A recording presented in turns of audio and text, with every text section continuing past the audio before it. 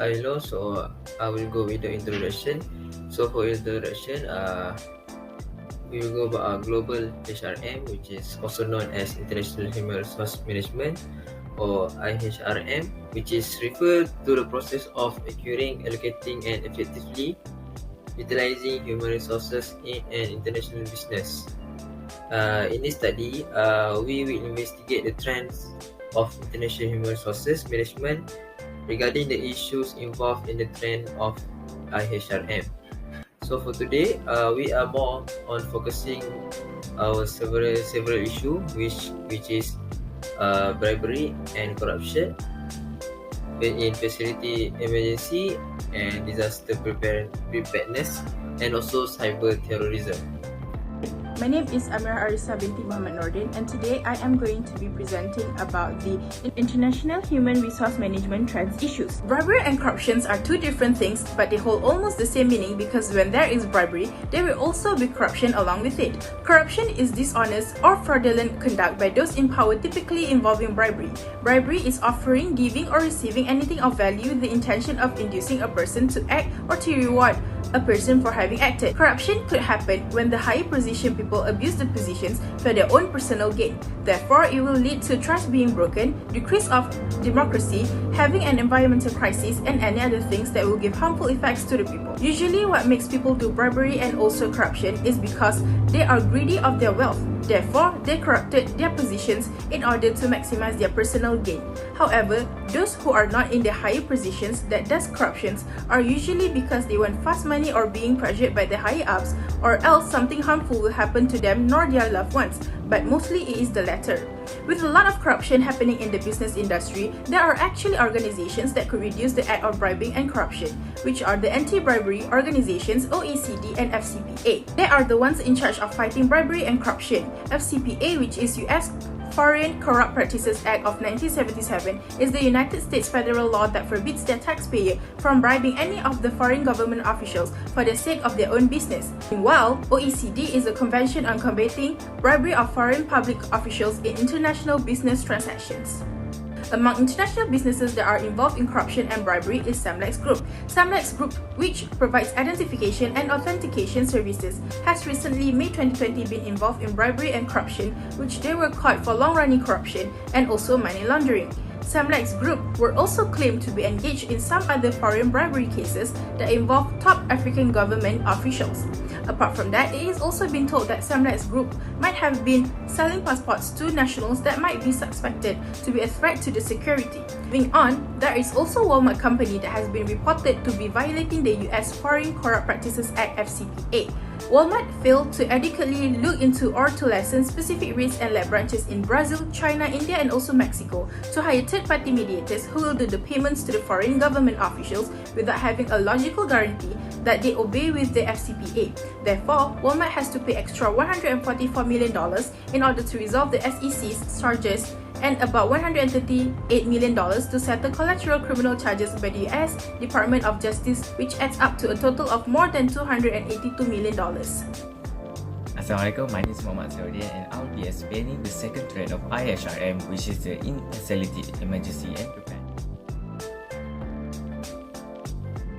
Facilities, structures, equipment or system often used offer emergency amenities to the general community such as fire protection or rescue, as well as managerial provision services are vital to the operation of emergency facilities. In IHRM, it is necessary to anticipate the number of workers in the organization and how adjustment made in emergency will affect the organization's plan.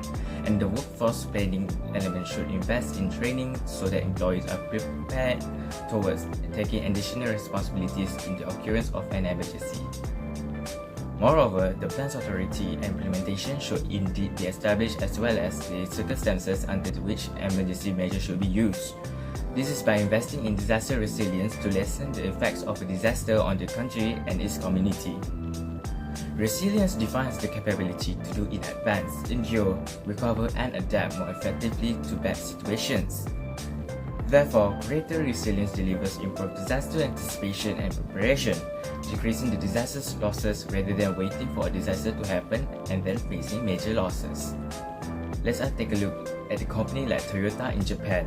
As we know, Japan is located inside the Western Pacific Ocean, which contains around 10% of the world's largest volcanic islands. Back in 2011, the Tohoku earthquake disaster hits the Tohoku region along with the Toyota facility and faces many losses in the lives in the disaster. Toyota has emphasized the need of being proactive in relationships of disaster preparedness and retrieval measures. 震源の深さは10キロと推定されます。地震の規模、震源の位置から津波の発生の可能性が考えられます。海岸付近の方は直ちに海岸から離れるようにしてください。マグニチュードは 7.7、マグニチュードは 7.7 です。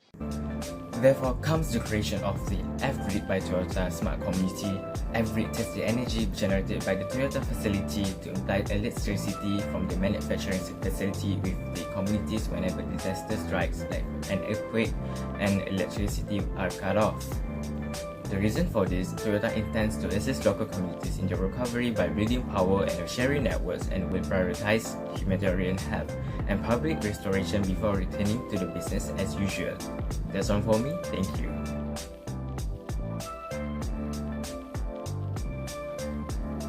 Hi, I'm Nordin and Syakirah. I'm going to explain more about cyber terrorism. Modern economies usually rely heavily on information systems based on information technology to survive in this era. However, high reliance on information system creates new vulnerabilities and threats.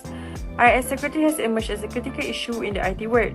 Cyber terrorism usually came as a threat when using information systems. Cyber terrorism can impact businesses as in companies' reputation and customers' trust.